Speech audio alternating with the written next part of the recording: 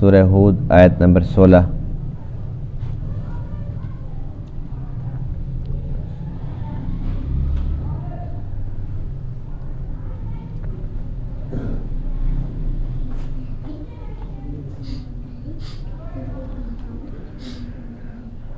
اعوذ باللہ من الشیطان الرجیم،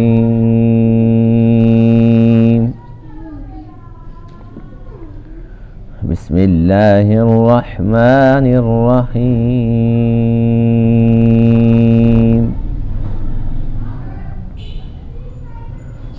افمن كان على بينة من ربه ويتلوه شاهد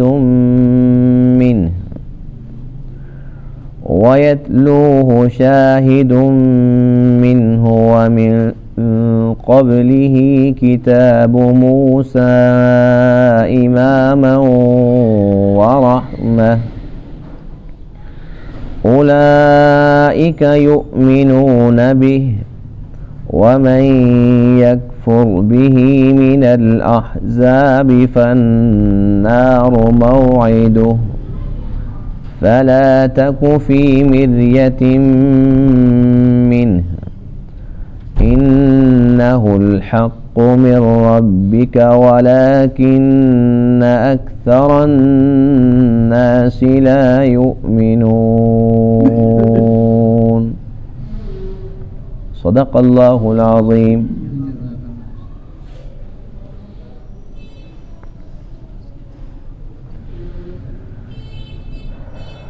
آج کے درس میں اس آیت کریمہ میں قرآن مقدس کی حقانیت کا تذکرہ ہے اور اس کے ساتھ ساتھ ان لوگوں کے انجام بد کا ذکر ہے جو لوگ اس کلام پاک کے منکر ہیں۔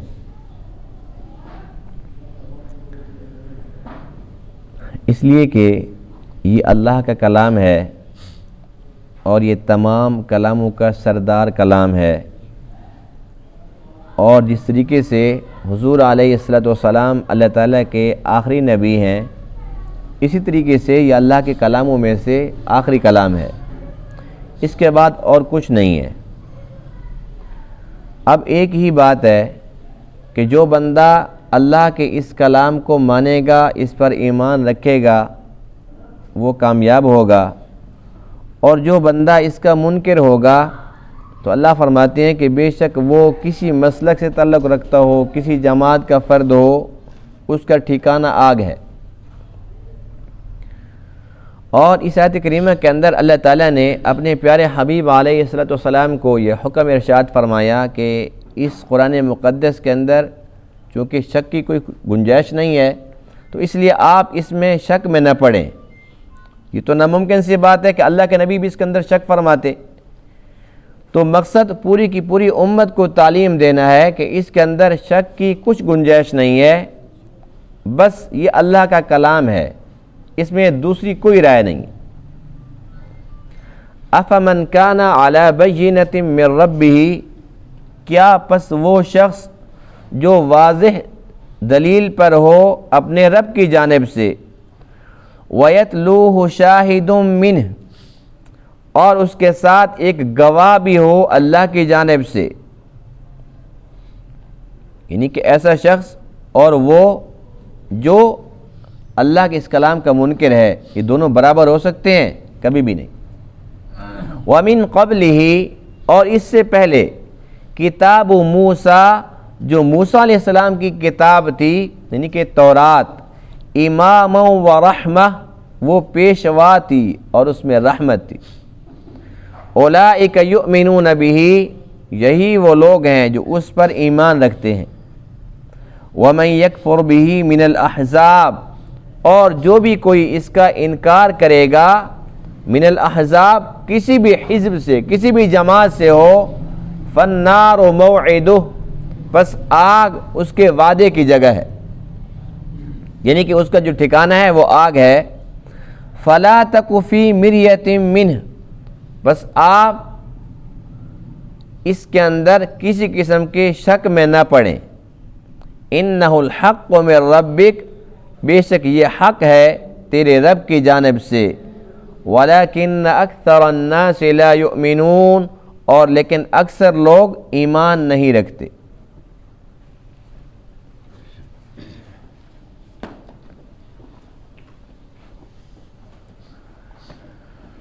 قرآن مقدس کی حقانیت کے سلسلے میں گزشتہ درس کے اندر بھی تفصیلی بات ہوئی تھی کہ جب مشرکین مکہ نے یہ اعتراض لگایا کہ اگر اللہ کا کلام ہوتا تو ایک دم سے آ جاتا، یہ کبھی ایک صورت آتی ہے، کبھی 2 آیتیں، کبھی 10 آیتیں، تو اس کا مطلب یہ ہے کہ یہ خود گھڑتے ہیں، خود بناتے ہیں۔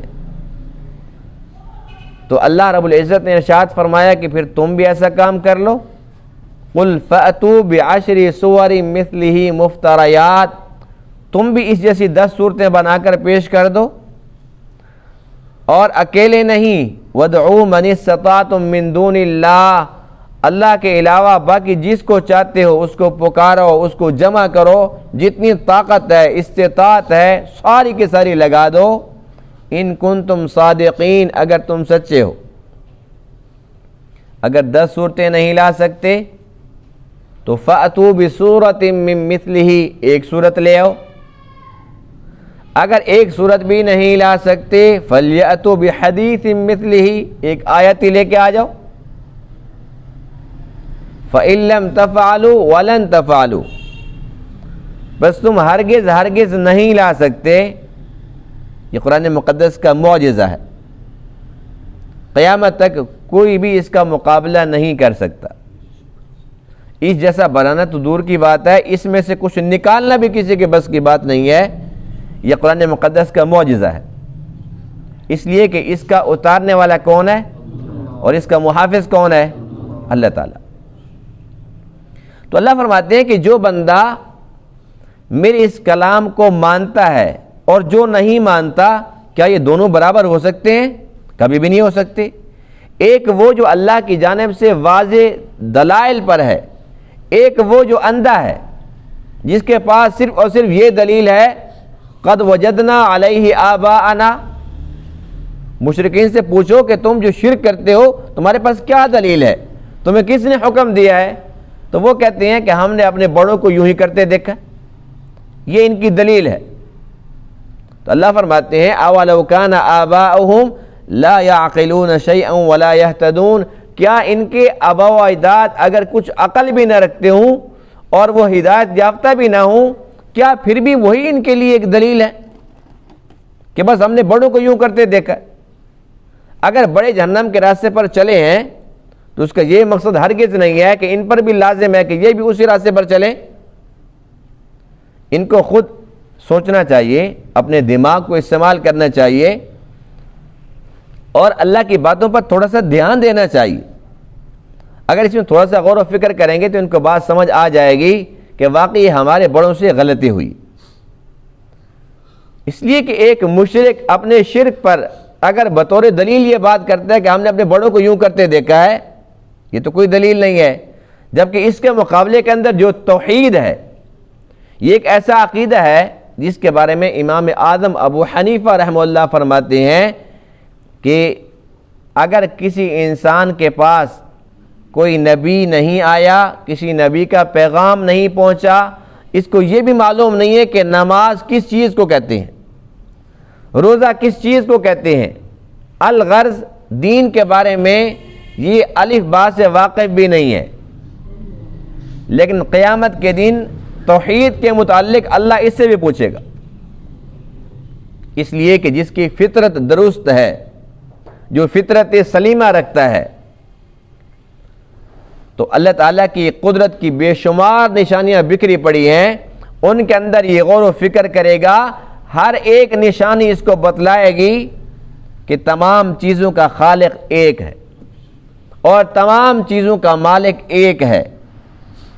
اسی وجہ سے عقیدہ توحید ایسا عقیدہ ہے جس پر کوئی نبی آئے یا نہ آئے، کسی انسان تک پیغام پہنچے یا نہ پہنچے، لیکن توحید کے متعلق اللہ نے پوچھنا ہے، اور اس پر اگر یہ کہتا ہے جی میرے علم میں نہیں ہے، نماز، روزہ، حج، زکوٰۃ، سب چیزوں کے بارے میں اس کی لا علمی قبول کر لی جائے گی، لیکن جب بات توحید کی آئے گی تو اللہ فرمائیں گے کیوں معلوم نہیں؟ تجھے کسی نے سمجھایا نہیں ہے، دماغ تو تھا، تجھے یہ تو نظر آتا تھا کہ اتنی بڑی چھت ہے، بغیر عمد ترونہا، بغیر کسی ستون کے۔ کیا کسی انسان نے بھی ایسی چھت بنائی؟ اتنی بڑی چھت کہیں اور بھی نظر آئی تھی؟ یہ سورج چاند ستارے جب سے تو نے دیکھے ایک ہی جیسی ان کی رفتار تھی، کبھی کوئی ایک چھٹی پر گیا، کبھی کوئی چیز خراب ہوئی، اتنا بڑا آسمان کبھی اس کی مرمت دیکھی؟ تو کیا اس بات سے تو سمجھ نہیں آئی کہ اتنی بڑی چھت ہے تو بنانے والا کتنا بڑا ہوگا؟ اور نظام ایک جیسا چل رہا ہے تو مطلب یہ ہے کہ چلانے والا بھی ایک ہی ہے۔ اگر بہت سارے ہوتے تو اس نظام کے اندر تبدیلی نظر آتی۔ جہاں پر ایک کمرے کے اندر ایک بندہ رہتا ہے تو اس کے جو بھی چیزیں اس کی استعمال کی ہیں وہ جہاں سے اٹھاتا ہے وہیں پر رکھتا ہے، اس کا معمول ہے، وہ بالکل چیزیں ایک ہی ترتیب سے چل رہی ہوتی ہیں۔ اور اگر وہاں پر دو بندے رہتے ہیں، آج چیز یہاں پڑی ہے، دوسرے دن وہاں پہ پڑی ہے، تیسرے دن وہاں پہ پڑی ہے،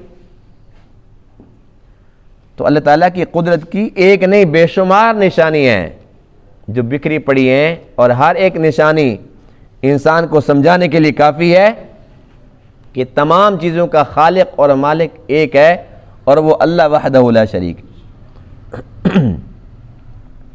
تو اللہ فرماتے ہیں کہ یہ قرآن مقدس جو کہ ہمارا کلام ہے، اس سے قبل بھی تو ایک کلام تھا جو موسیٰ علیہ السلام پر نازل ہوا، تورات، جس کو اہل کتاب میں سے یہودی لوگ مانتے ہیں۔ جب تک وہ تھا، جب تک اللہ کا کلام قرآن مقدس نہیں آیا تھا، تب تک اللہ فرماتے ہیں وَمِن قَبْلِهِ كِتَابُ مُوسَىٰ إِمَامًا وَرَحْمَةً، موسیٰ کی جو کتاب تھی وہ امام تھی، وہ پیشوا تھی، اور اس میں بھی رحمت تھی، اس لیے کہ وہ بھی اللہ تعالیٰ نے اتاری تھی۔ اِنَّا أَنزَلْنَا التَّوْرَاةَ فِيهَا هُدًى وَنُورٌ، اللہ فرماتے ہیں کہ ہم نے تورات کو نازل فرمایا، اس میں ہدایت اور نور تھا۔ لیکن جب قرآن مقدس آ چکا، اب ہر ایک انسان پر لازم ہے کہ وہ صرف اور صرف قرآن مقدس پر ہی عمل کرے۔ اب اگر وہ تورات پر عمل کرے گا، زبور پر یا انجیل پر عمل کرے گا تو وہ رد ہے۔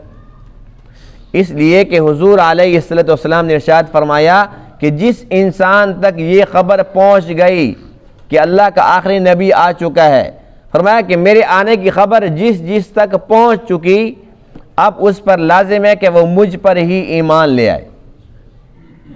یہاں تک کہ فرمایا کہ اگر میرے دور کے اندر موسیٰ علیہ السلام یا عیسیٰ علیہ السلام بھی ہوتے تو ان پر بھی واجب تھا کہ وہ بھی مجھ پر ایمان لے آئے۔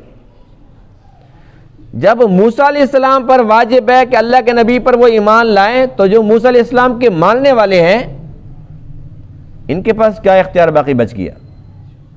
جب عیسیٰ علیہ السلام پابند ہیں، اللہ کے آخری نبی کا زمانہ پائیں تو آپ پر ایمان لے کر آئیں۔ اب جو عیسائی لوگ ہیں ان کے پاس کیا باقی جواز بچ گیا ہے؟ کس چیز کا یہ لوگ انتظار کر رہے ہیں؟ حضرت عبداللہ بن عباس رضی اللہ تعالیٰ عنہما مفسر قرآن صحابی ہیں، وہ فرماتے ہیں کہ جب حضور علیہ السلام نے ارشاد فرمایا کہ اب جس تک میرا پیغام پہنچ چکا ہے اس پر لازم ہے کہ مجھ پر ایمان لائے، اور جو نہیں لائے گا، فرمایا کہ اگر وہ نیک کام بھی کرے تو قبول نہیں ہے، وہ جہنم میں جائے گا۔ عبداللہ بن عباس فرماتے ہیں کہ جب اللہ کے نبی کی مبارک زبان سے جب یہ میں نے بات سنی تو میں نے اس بات کو قرآن مقدس کے اندر تلاش کیا۔ اللہ کے نبی کی بات تو حق ہے، میں نے قرآن مقدس کے اندر تلاش کرنے کی کوشش کی۔ جب میں اس آیت کریمہ پر پہنچا جو آج ہم اس درس کے اندر پڑھ رہے ہیں، جس میں اللہ فرماتے ہیں وَمَن يَكْفُرْ بِهِ مِنَ الْأَحْزَابِ فَالنَّارُ مَوْعِدُهُ، کہ جو بھی اس کا انکار کرے گا، وہ کسی بھی جماعت سے تعلق رکھتا ہو، اس کا ٹھکانہ آگ ہے۔ عبداللہ بن عباس فرماتے ہیں کہ بس مجھے میرا مقصود اس آیت کریمہ کے اندر مل گیا۔ اللہ کے نبی کی بات حق سچ ہے کہ اللہ کے نبی پر جو لوگ ایمان نہیں لائیں گے، بے شک وہ اچھے کام بھی کریں لیکن جائیں گے پھر بھی وہ جہنم کی آگ میں۔ تو اس لیے اب کسی انسان کے پاس کوئی اختیار باقی نہیں ہے یہ اختیاری مضمون نہیں ہے کہ بس مرضی ہے، یہ لازمی ہے کہ اللہ کے نبی پر بھی ایمان ہو، اللہ کے نبی کی ختم نبوت پر بھی ایمان ہو، اللہ کے نبی پر نازل ہونے والے قرآن مقدس پر بھی ایمان ہو۔ اور اللہ فرماتے ہیں قرآن ہے تو حق، انہ الحق من ربک، یہ ہے تو حق، ولیکن اکثر الناس لا یؤمنون، لیکن اکثر لوگ ایمان نہیں رکھتے۔ اس وقت بھی پوری دنیا کے اندر جو اکثریت ہے وہ کافروں کی ہے، مسلمان تعداد میں ان سے کم ہیں۔ جب حضور علیہ السلام موجود تھے اس وقت بھی مسلمانوں کی تعداد کم تھی اور کافروں کی زیادہ تھی، اور ہر نبی کے دور میں یہی رہا ہے۔ اللہ تعالیٰ کے ہاں یہ معیار نہیں ہے جس طریقے سے ہمارے ہاں نا جمہوریت، آج کل کچھ لوگ یہ سمجھتے ہیں کہ شاید کوئی جمہوریت اللہ تعالیٰ کی طرف سے اتری ہوئی چیز ہے، حالانکہ یہ ایک فضول قسم کا نظام ہے جو اللہ اور اللہ کے حبیب کی چاہت ہرگز نہیں ہے۔ یہاں پر ہوتا کیا ہے کہ 100 بندے ہیں کل، کتنے بندے ہیں؟ 100 میں سے 51 ایک طرف ہیں، باقی کتنے بچے؟ 49 ایک طرف ہیں۔ 51 کہتے ہیں کہ ایسے ہوگا، بس چونکہ ان کے پاس اکثریت ہے، اگر یہ دن کے وقت کہتے ہیں کہ بھئی 51 نے کہہ دیا کہ نہیں رات ہے، تو بس وہ رات ہے۔ رات کے وقت وہ کہتے ہیں بھئی جی دن ہے، دیکھو سورج سامنے ہے، 51 بندوں نے کہہ دیا ہے، وہ 49 قسمیں اٹھاتے رہے بھئی خدا کا خوف کرو، آنکھیں کھولو دیکھو، نہیں یہ غلط ہے۔ یہ جمہوریت کی برکات ہیں جس کا رزلٹ ہم دیکھ رہے ہیں۔ اب یہ جمہوریت ہے، ایک طرف زیادہ لوگ ہو گئے، بے شک ایک بندہ زیادہ تھا، 2 بندے زیادہ تھے، بس انہوں نے یہ کہہ دیا کہ شراب پر پابندی ختم، بس پابندی ختم، اکثریت سے بل پاس ہو گیا۔ نعوذ باللہ من ذالک، کل کو یہ کہتے ہیں کہ جی نماز پر پابندی ہے، تو جمہوریت کی روح سے تو وہ ٹھیک ہے پابندی ہے، اللہ نہ کرے اللہ وہ وقت نہ لے کے آئے۔ میں ویسے ایک بات کر رہا تھا بطور مثال، یعنی کہ جمہوریت اتنی بری چیز ہے۔ اللہ تعالیٰ کو جو نظام پسند ہے وہ ہے شورائی نظام، سورۃ الشورى۔ اللہ تعالیٰ نے قرآن مقدس کے اندر پوری کی پوری سورہ مبارکہ نازل فرمائی ہے، سورۃ الشورى، جس میں نظام یہ ہوتا ہے کہ ایک امیر ہوتا ہے، باقی سب کے سب مامور ہوتے ہیں۔ یہ اسلامی نظام ہے، اور وہ جو امیر ہوتا ہے وہ سب کی رائے ضرور لے، لیکن وہ سب کا پابند نہیں ہے۔ اللہ تعالیٰ جو اس کے دل میں بات ڈالے وہ کر گزرے، یہ ہے شورائی نظام۔ اور اللہ فرماتے ہیں وَأَمْرُهُمْ شُورَى بَيْنَهُمْ، صحابہ کرام جو آپس کے اندر وہ باہمی مشاورہ سے سارے کے سارے کام نمٹاتے تھے، اور حضور علیہ السلام کو اللہ نے پابند کیا وَشَاوِرْهُمْ فِي الْأَمْرِ، آپ ان صحابہ سے مشورہ کریں۔ فَإِذَا عَزَمْتَ، پس جب آپ عزم کر لیں، فَتَوَكَّلْ عَلَى اللَّهِ، پھر اللہ پہ توکل کریں۔ یعنی کہ آپ نے مشورہ لیا ایک صحابی سے، دوسرے سے، تیسرے سے، آپ نے 10 سے مشورہ لیا، لیکن 10 میں سے 2 کی بات زیادہ وزنی تھی۔ جمہوری نظام تو یہ کہ جس طرف 8 ہیں، شورائی نظام یہ کہ 2 تھے، ان کی رائے بڑی وزنی تھی، بس اس کے مطابق آپ فیصلہ کر لیں۔ تو اللہ کیا فرماتے ہیں وَلَٰكِنَّ أَكْثَرَ النَّاسِ لَا يُؤْمِنُونَ، اکثر لوگ، جو زیادہ لوگ ہیں، اکثریت والے، وہ کون ہیں؟ وہ نافرمان ہیں، وہ ایمان لانے والے نہیں ہیں۔ اب انسان سوچتا ہے کہ دیکھو ایک طرف اتنے زیادہ ہیں، ایک طرف اتنے کم ہیں، تو اللہ تعالیٰ نے ہمارے اس مسئلے کو بھی حل فرما دیا۔ اللہ فرماتے ہیں وَلَوْ أَعْجَبَكَ كَثْرَةُ الْخَبِيثِ، آپ کو خبیث کی، بری چیز کی کثرت تعجب میں ڈالے گی، لیکن انسان اس سے متاثر نہ ہو۔ جس طریقے سے پوری دنیا کے اندر مجموعی طور پر جو کفر ہے وہ زیادہ ہے، مسلمان کم ہیں، اسی طریقے سے پھر جو مسلمان ہیں، مسلمانوں کے اندر پھر نمازی پھر وہ کم ہیں، بے نمازی پھر زیادہ۔ نمازی اچھے ہوتے ہیں، بے نمازی اچھے ہوتے ہیں، تو نمازی تو کم ہے، بے نمازی پھر زیادہ ہیں۔ اسی طریقے سے پھر جو نمازی ہیں نمازیوں کے اندر پھر سچے لوگ وہ کم ہیں، نماز بھی بے شک پڑھتے ہوں لیکن سچے لوگ پھر کم ہیں، جھوٹے پھر زیادہ ہیں، امانت دار پھر کم ہیں اور خائن بہت زیادہ ہیں، وعدے کے پابند بہت کم ہیں، وعدے خلاف بہت زیادہ ہیں۔ تو اسی بات کو اللہ فرماتے ہیں کہ جو اکثر لوگ ہیں وہ ایمان نہیں لاتے، تو جو برے لوگ ہوتے ہیں ان کی کثرت ہوتی ہے، لیکن اس کی کثرت سے تعجب میں نہیں پڑنا چاہیے، گھبرانا نہیں چاہیے، اس لیے کہ 313 اگرچہ وہ کم تھے لیکن اللہ انہی کے ساتھ تھا، زیادہ کے ساتھ نہیں تھا۔ اور ہر معاملے کے اندر، ہر دور کے اندر جو بھی اچھے ہوں گے، جو مومن ہوں گے، کامل الایمان ہوں گے، حیادار ہوں گے، نمازی ہوں گے، سچے ہوں گے، دیانتدار ہوں گے، بے شک وہ تھوڑے کیوں نہ ہوں اللہ ان کے ساتھ ہوگا۔ تو اللہ کی معیت جس کو نصیب ہو جیسے اور کیا چاہیے۔ اس آیت کریمہ سے ایک اور بات بھی جو کہ بڑی پیاری بات ہے وہ میں عرض کرنا ضروری سمجھتا ہوں، وہ یہ ہے کہ دیکھیے جب ہم قرآن مقدس کو پڑھتے ہیں اللہ تعالیٰ کی شکر ادا کرتے ہیں الحمدللہ، ہمارے قرآن سے ہمیں کیا تعلیم ملتی ہے کہ صرف قرآن کی تعظیم نہیں، تورات کی بھی تعظیم کرو۔ آیت تورات کا ذکر ہے نا، وَمِن قَبْلِهِ کتاب موسیٰ امام ورحمہ، کہ اس سے قبل جو موسیٰ کی کتاب تھی وہ پیشوا تھی، اس کے اندر بھی رحمت تھی۔ اللہ خود فرماتا ہے اِنَّا أَنزَلْنَا التَّوْرَاةَ فِيهَا هُدًى وَنُورٌ، یعنی کہ جب ہم قرآن مقدس پڑھتے ہیں تو قرآن کی بھی تعظیم ہم کرتے ہیں، پھر تورات کی بھی کرتے ہیں۔ اور انجیل کے بارے میں بھی قرآن کہتا ہے کہ انجیل اس کو بھی اللہ نے اتارا، اس کی بھی تعظیم کرو۔ زبور کے بارے میں بھی اللہ فرماتے ہیں وَآتَيْنَا دَاوُودَ زَبُورًا، ہم نے داؤد علیہ السلام کو زبور عطا کی، یعنی کہ تمام صحیفوں کی اور تمام آسمانی کتابوں کی ہم تعظیم کرتے۔ اور اسی طریقے سے حضور علیہ السلام جو کہ اللہ کے آخری نبی ہیں، خاتم النبیین، آپ کے بعد کوئی نبی نہیں، کوئی رسول نہیں، ہم ان کی تعظیم کرتے ہیں۔ اسی طریقے سے ہم موسیٰ علیہ السلام کی بھی تعظیم کرتے ہیں، عیسیٰ علیہ السلام کی بھی تعظیم کرتے ہیں۔ تو ہم خوش نصیب ہیں نا، الحمدللہ ہم باادب ہیں، الحمدللہ کہ ہم مسلمان ہیں۔ اور اگر خدا نہ خواستہ اللہ نہ کرے کوئی مسلمان ہو کر وہ موسیٰ علیہ السلام کی شان میں گستاخی کرتا ہے یا وہ عیسیٰ علیہ السلام کی شان میں گستاخی کرتا ہے، گویا کہ اس نے حضور علیہ السلام کی شان میں گستاخی کی، ایسا ہے کہ نہیں ہے؟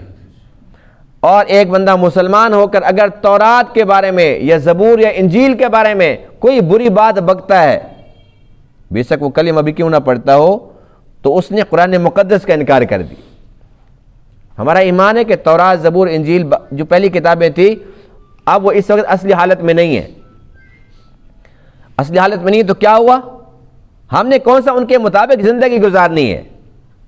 زندگی تو ہم نے قرآنی نظام کے مطابق گزارنی ہے نا، لیکن ہے تو وہ اللہ کی کتاب ہے نا، تعظیم اب بھی ان کی ایسے ہی واجب ہے جیسے قرآن مقدس کی۔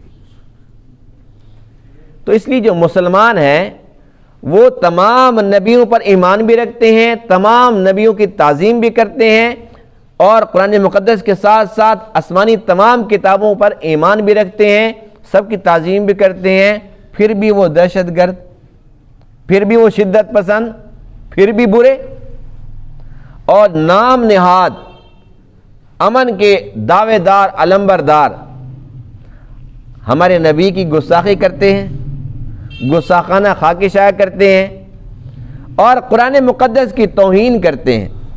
اس کے اندر تحریف کی ہزاروں بار کوشش کر چکے ہیں اور الحمدللہ ہر بار وہ ناکام ہوئے اور قیامت تک ایسے ہی ناکام ہوتے رہیں گے۔ قرآن مقدس کے ساتھ ان لوگوں نے کیا کچھ نہیں کیا، ہر ایک وہ کام کیا جس سے تمام مسلمانوں کے دل دکھے، دل آزاری ہوئی۔ ہمارے نبی کی گستاخی کی، ہم سب کے دل دکھے، لیکن پھر بھی وہ کہتے ہیں کہ ہم امن کے دعوے دار، علمبردار ہیں۔ یہ دوہرا معیار، یہ دوغلا پن، یہ منافقت ہے یا نہیں؟ اللہ تعالیٰ کے ہر کام میں بے شمار حکمتیں ہوتی ہیں۔ یقین جانی جب ہم قرآن پڑھتے ہیں نا ایمان تازہ ہوتا ہے، قرآن میں نور ہے نا۔ اب دیکھو اللہ تعالیٰ کا نظام، اللہ کیا فرماتے ہیں کہ جو مسلمان ہیں یہ اہل کتاب کے ساتھ نکاح کر سکتے ہیں، یعنی کہ ان کی لے سکتے ہیں لیکن ان کو دے نہیں سکتے۔ اب کوئی سوچے بھئی یہ عجیب فیصلہ ہے، اگر وہ برے ہیں تو نہ لو نہ دو، اچھے ہیں تو پھر لو بھی اور دو بھی، لیکن اللہ فرماتے کہ نہیں نہیں، تم ان کی لے سکتے ہو، ان کو دے نہیں سکتے۔ اس کی وجہ کیا ہے؟ جب قرآن اترا تھا اس وقت تو شاید بات سمجھ نہ آئے، لیکن آج ہم اپنی آنکھوں سے نظام وہ دیکھ رہے ہیں اور اس کی حکمت بالکل واضح نظر آ رہی ہے کہ اس کی حکمت کیا ہے۔ اگر کوئی یہودی عورت اہل کتاب میں سے یا کوئی عیسائی عورت وہ مسلمان کے گھر میں آتی ہے تو اس کو کیا نظر آئے گا؟ یہودی عورت ہے تو اس کو موسیٰ کی تعظیم ملے گی، یہاں پر اس کو تورات کی تعظیم ملے گی۔ اگر کوئی عیسائی عورت ہے وہ مسلمان کے گھر میں آتی ہے، اس کا نکاح ہو کے آتا ہے، اس کو عیسیٰ علیہ السلام کی تعظیم ملتی ہے، اس کو انجیل مقدس کی تعظیم ملتی ہے یہاں پر، اس لیے اس کو کوئی پریشانی لاحق نہیں ہوگی، وہ خوشحال رہے گی۔ لیکن اگر خدا نخواستہ کوئی مسلمان عورت کسی یہودی کے پاس چلی جائے، وہاں پر اس کو اللہ کے آخری نبی کی تذلیل ملے گی، توہین ملے گی، قرآن مقدس کی توہین ملے گی، وہ کیسے برداشت کر پائے گی؟ اسی طریقے سے اگر وہ کسی عیسائی کے گھر چلی جاتی ہے تو وہاں پر اس کو قرآن مقدس کی اور اللہ کے نبی کی توہین ملتی ہے، وہ کیسے برداشت کر لے گی؟ اللہ تعالیٰ کو پتہ تھا کہ ایسی ایسی حرکتیں کرنے والے لوگ پیدا ہوں گے، ایسی حرکتیں کریں گے، اس لیے جب قرآن اتر رہا تھا اللہ نے اس وقت فرما دیا تھا کہ میرا فیصلہ سن لو قیامت تک کے لیے کہ تم ان سے لے تو سکتے ہو، ان کو دے نہیں سکتے۔ لیکن وہ بھی اہل کتاب ہوں تو جو آج کل اس وقت موجود ہیں یہودی یا عیسائی، یہ اہل کتاب بھی نہیں ہیں، بہت کم لوگ ہیں جو اہل کتاب ہیں، ورنہ اکثر تو یہ دہری اور بے دین ہو چکے ہیں، مشرک بھی ہیں بے دین بھی ہیں۔ اس لیے اب تو اس کی گنجائش باقی نہیں بچتی۔ تو بہرحال ہم اللہ تعالیٰ کا شکر ادا کرتے ہیں الحمدللہ کہ ہم مسلمان ہیں، اس لیے کہ چونکہ مسلمان ہیں تمام نبیوں کی تعظیم کرتے ہیں تو ہمارا ایمان تازہ ہوتا ہے، ہمارا دل ٹھنڈا ہوتا ہے، اور ہماری وجہ سے کسی بھی غیر مسلم کو کوئی صدمہ نہیں پہنچتا، اس کی دل آزاری نہیں ہوتی، کسی کو کوئی تکلیف نہیں پہنچتی، کوئی دکھ نہیں پہنچتا۔ تو تمام غیر مسلم اقوام کو بھی چاہیے کہ وہ مسلمانوں کی جذبات کا احترام کریں، اللہ کے رسول کی توہین کریں، اور وہ لوگ جو اللہ کے نبی کے صدقے سے پیدا ہوئے ہیں، کتنی بری حرکت ہے۔ ہمارا ایمان ہے کہ تمام کے تمام کائنات کو اللہ نے وجود عطا فرمایا اپنے پیارے محبوب کے صدقے سے۔ جب وجود ہی اللہ کے نبی کے صدقے سے ہے، پھر یہ کھانا پینا جو کچھ ان کو مل رہا ہے وہ بھی اللہ کے محبوب کے صدقے سے ہے، اور پھر اس نبی کی شان میں گستاخی، پھر اس نبی کے گستاخانہ خاکے شائع کرنا، تو یہ اللہ تعالیٰ کو ناراض کرنا ہے، اللہ کے غضب کو دعوت دینا ہے۔ اور آج ہم دیکھ رہے ہیں اللہ کا غضب اتر چکا ہے مختلف شکلوں کے اندر، اور سب کو نظر آ رہا ہے، لیکن اللہ تعالیٰ کو منانے کے لیے کوئی تیار نہیں ہے۔ نئے نئے فتنے، نئی نئی بیماریاں، نئی نئی مصیبتیں، نئی نئی پریشانی آ رہی ہیں، لیکن انسان یہ نہیں سوچتا کہ یہ کیوں آ رہی ہیں، کون بھیج رہا ہے، یہ کیسے ختم ہوگی؟ حل ایک ہی ہے، جب تک ہم اللہ کو راضی نہیں کریں گے، جب تک اللہ کے کلام پر ہم کامل ایمان نہیں رکھیں گے، جب تک ہم اللہ کے نبی کے طریقوں کے مطابق زندگی بسر نہیں کریں گے، تب تک ایسے مار پڑتی رہے گی۔ یہ بڑھ تو سکتی ہیں مصیبتیں، ختم نہیں ہو سکتی۔ تو تمام مصیبتوں کا حل کیا ہے کہ ہم اللہ کو راضی کر لیں۔ اللہ کیسے راضی ہوگا؟ اس کے حبیب کی اتباع سے۔ اللہ کے حبیب کی اتباع کہاں سے ملے گی؟ قرآن و سنت سے ملے گی۔ کام بڑا آسان ہے، شیطان کہتا ہے کہ یہ تیری بس کی بات نہیں ہے، اس لیے ہم عزم کرتے ہیں کہ انشاءاللہ ہم اللہ تعالیٰ کو ضرور راضی کریں گے، کبھی ناراض نہیں کریں گے۔ انسان تو کوشش کر سکتا ہے نا، نیت کر سکتا ہے، پھر انسان سے اگر کوئی بھول چک ہو جائے، کوئی غلطی ہو جائے تو گھبرانے کی ضرورت نہیں ہے، اللہ تعالیٰ بہت رحیم کریم ہے۔ بس غلطی کا اقرار کر لو، یا اللہ غلطی ہو گئی، اب دوبارہ نہیں کروں گا، سچے دل سے توبہ کر لو، وہ ساری کی ساری پہلی باتیں ختم۔ پھر اگر کوئی غلطی ہو جائے پھر آ جاؤ، پھر توبہ کر لو۔ بس ایک ہی کام کرنا ہے کہ اللہ تعالیٰ کو ناراض نہیں کرنا۔ اللہ تعالیٰ راضی ہو گیا، انشاءاللہ دنیا کے اندر بھی مزے کے ساتھ جئیں گے جب تک زندگی ہے، اور آخرت کی زندگی جو ہمیشہ ہمیشہ کی زندگی ہے اس میں ہمیشہ ہمیشہ کے مزے کریں گے انشاءاللہ۔ اللہ تعالیٰ تمام باتوں کو سمجھنے عمل کرنے کی توفیق عطا فرمائے۔ وآخر دعوانا الحمد للہ رب العالمین.